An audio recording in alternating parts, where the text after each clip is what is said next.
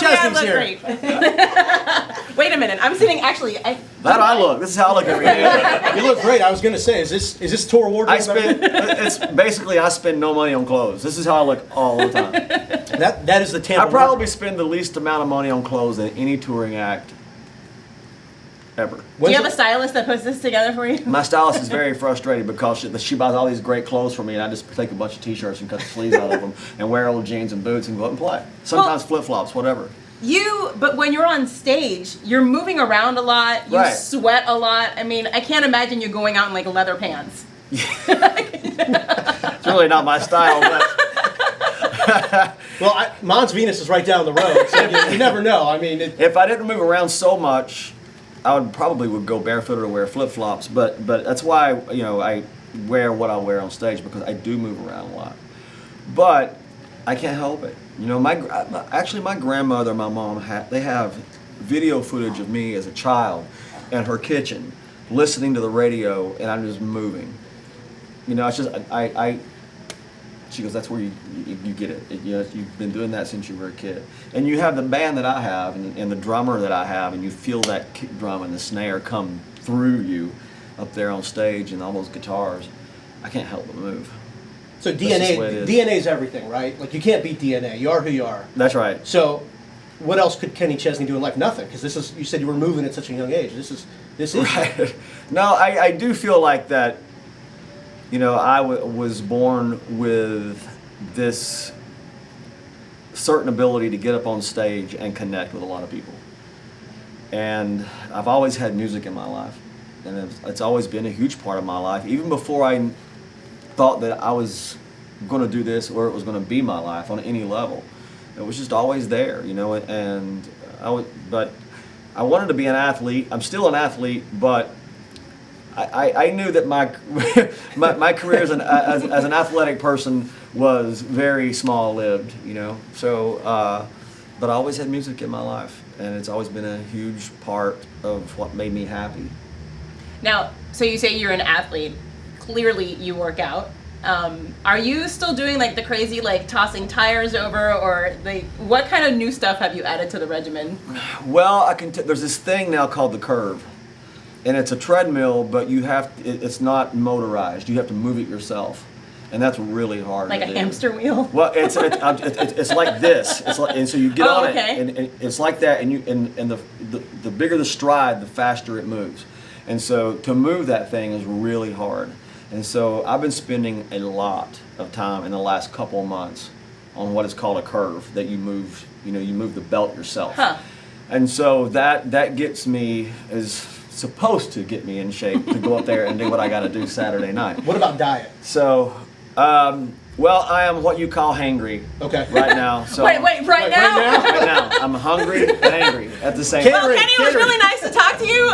We gotta go. Yeah, that's why I'm just I need carbohydrates, but and maybe a cold beer or two. So I'm not I'm not drinking any alcohol right now. When I get ready to go on tour, I don't drink any alcohol. I do not eat any carbohydrates after 5 o'clock. Wow.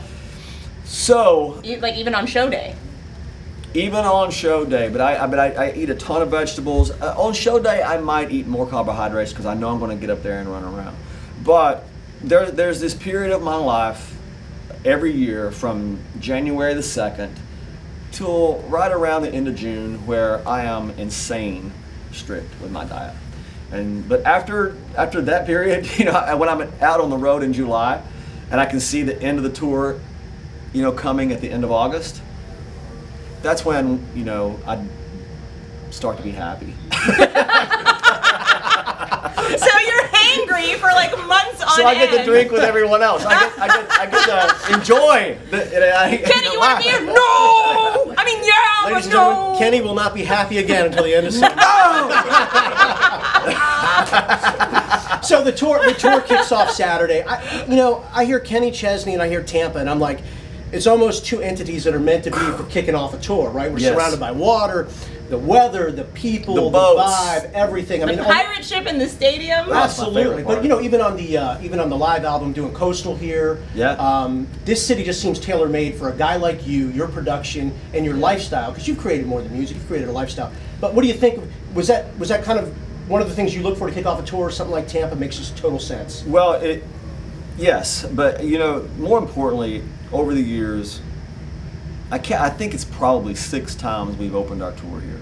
I know there was a couple of times, like maybe 7, 8, I'm not sure, but I know for a fact we opened here in 2011, 12, and 13.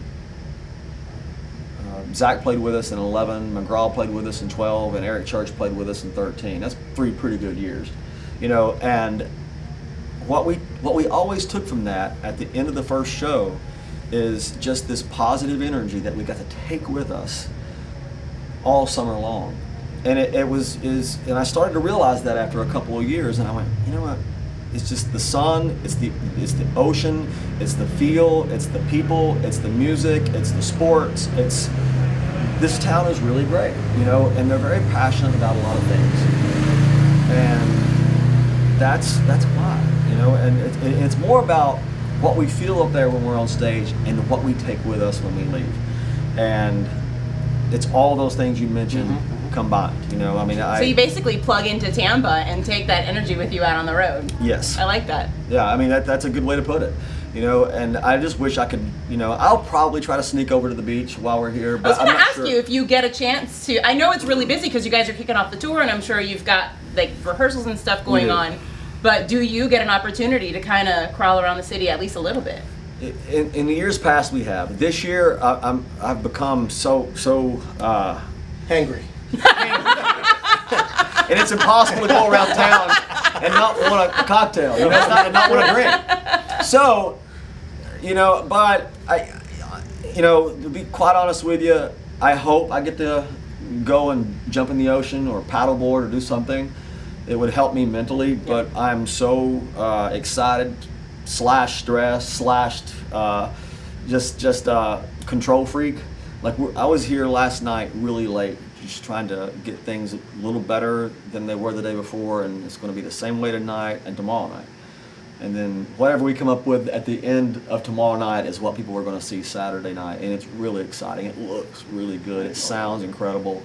There's an energy backstage with the band and crew because, we just did a few sporadic shows last year, so we didn't really tour in 2017. So there's a lot of these people we haven't seen since Boston in 2016, and which was the end of that the city we played at the end of that year. So there's an energy of, it's like the first day of school.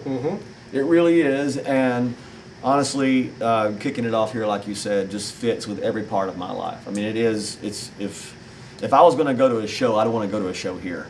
It's just the weather, it's just the vibe, and the ocean, everything. How many people are you going to do this summer? Do they project that out? Like, do you give a general number of how many people you're performing? That we're going to play to all summer? Right. How many I think right now we're still selling really well. I think we're at over 850,000 sold right now. So if everyone has 3 beers. Don't say the B word in front of Kenny. What? It's almost 3 million beers. You're gonna get us kicked out. I wanted to ask you, Kenny. You have basically become the most famous artist for bringing out surprise guests. Is that a tradition that you're planning on continuing with this tour? I hope so. Old Dominion is on the show with us, and they wrote "Save It for a Rainy Day." Right. Matt and Brad did. So that's not really a surprise. We do it every night, so I can go ahead and say that Old Dominion is going to come up on stage and do it. I haven't talked to Thomas yet, so I don't know if he's going to come up and play, but I imagine we can twist his arm a little bit and get him to come up during our show and play. I'm not sure, but I know for a fact that Old Dominion is going to come up and do "Save It for a Rainy Day" with me. Do you get like outside artists contacting you, or even like actors, celebrities that are like, "Yo, man, bring me on stage"? Well, it's always a thing when famous people come to the show. There's always this thing of, I don't want to be seen, but once the show starts, they're like, I hope he asked me to come out. You know what I mean? Yeah. So They can't resist. They're there. Then yes, they see all that's- these people. and then their ego takes over. It's Sure, like, sure. Then their chest comes out. Wow, I kind of want everybody to know I'm here. Yeah. And then when we don't do it, they're just kind of. I had a good time at your show. Well, yeah, they're kind of in the tank for a while. You know? Thanks, Kenny. You know?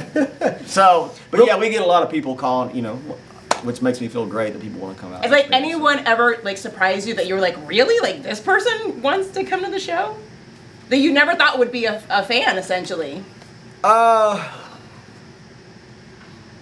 There's been a lot. Yeah, I mean, like I don't know. Like we were playing one night in California at an amphitheater, and I look over on the side of the stage, and there stands John Mayer, and of course I want him to play with us. You know? And I don't want to be seen. right, he's a great guitar player, you know, so, and a great singer, and so like I said, about 3/4 of the way through the show, I look over and he's putting a guitar on in Guitar World, and he comes out and plays with us. That's what I love about live music, is because every day, there's certain things you do every day that are the same. Like I know I'm going to go to catering around 5 o'clock, and I know I've got meet and greet at 7, and I know I'm going to go on stage at 8:50, and I know that I'm going to, you know, do certain things. I'm going to go work out in the morning, whatever. But all the in-betweens, all that, no 2 days are ever the same. You meet different people every day, and it's great. And so that's what I love about being on the road, is you're going to look over or walk off your bus, you know, an hour before the show, and you're going to see people that you never knew was coming to the show, or that you really look up to and admire. And I've got a lot of sports people that I look up to. So when we go play these football stadiums, there's as many sports people at the show as there are, you know, musicians or whatever. So that's what I love about being on the road, is that you never know who you're going to meet from day in to day out, or what's going to happen, or, you know, just the energy it brings is great. Want to get along in 1 second, but before that, What's that? I'm just kidding. He's still hungry or still mad at me. I don't know. But have you realized at a point in your career? So you know, I got started in this business in the late '90s, right? Back in the 1900s. You got started in the 1900s. It sounds weird to say that, right? But now, so last night I'm telling some people that I'm coming here and I'm doing this, and my 10-year-old son goes, "Man, you're going to see Kenny Chesney. That's unbelievable." He said, so you're at the point now where now the next generation has passed down, you know, the lifestyle to them. You got kids in middle school, and you know what I mean? It's like it's starting over again. That feeling's got to be, most artists don't make it that far to pass down to the next generation. Yeah. That's got to be a crazy feeling. Well, no, I feel very blessed and fortunate. And I see that when I'm up on stage. You know, there's people of all ages out there, you know, and we've been very blessed to be making records for a while, you know, and doing what we do. But it's really great to look out into a stadium full of people like we're going to do here Saturday night, and see moms and dads and their kids, and then those kids' and to see all these people that even the younger kids know the words to How Forever Feels, but they also know the words to American Kids, you know, and so it's really great to see that, because it tells me they just didn't hear the song on the radio, but they lived with it. Right. And most artists never get that shot. They get that few years. No, it's snapshot. true. No, it's very true. And trust me, I talk to the band a lot. We count our blessings every day. Sunday night at the ACMs, Get Along. Obviously, the crowd was going wild, and you know, we feel it when we play it on the radio. Oh, good. But you know, you've been able to stay so consistent, and the messaging so consistent over your career. And then you listen to Get Along, and of course, the message is a unique message. How would you articulate the message? I just felt like that when I first heard the song Get Along, I felt that it was something that I personally needed to hear. It just struck a chord with me, because I spend a lot of time working detail stuff on my computer, or I'm on the bus a lot, so you watch a lot of TV, you know, whatever. And it's just a wave of negativity that's thrown at us from the moment we wake up. And news, social media, everything. And it's easy to let that absorb you. Oh no! I've always felt, and I feel that way even more now, that if you sit in negativity long enough, you'll become it. And when I heard Get Along, it just made me smile. It made me happy, and it was something that I personally needed to hear. And I knew I was going to record it. I knew it had a melody that was unique. I knew it had a cadence that I loved, the message was wonderful. And I also knew that when I get in an environment like this, that it's going to fit perfect in our show. But more than the show, it just felt like that it was something that I truly needed for myself, and I felt like it was something that I really wanted to say to the people that care about our music. And that's why I recorded it. And you know, it's a perfect thing for, I feel like, for our show right now, but for the relationship with me and my audience. What they're going through, what they're exposed to. Like, I'm exposed to it too. Right. Everywhere, all are. It's never been. We don't have a lot of people in power setting very good examples either. I mean, you know what I mean? Like it's all about who's going to do what, and there's nobody. I mean, would you ever run for president? I've had too much fun in the Vibrant over the years to run for president. Well, you're talking, I'm sitting here going like, yeah, I like this. No, keep going, I got too many skeletons in the closet. Oh, I don't know. I don't think that matters anymore. Yeah, Oh, that's right. It doesn't matter anymore. I think that's what gets you in, isn't it? I don't know anymore. Oh, God. You good?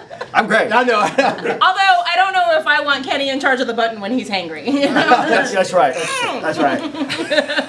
Kenny Chesney, and again, thank you so much for taking time to sit down and talk to us. One thing that's man. never changed about you over the years, man, is your relationship with radio. You're such a giving guy of your time, and man, we appreciate it. You're welcome, buddy. Appreciate it. Have a great tour. Thank you so much. Thank you. Thanks, everybody.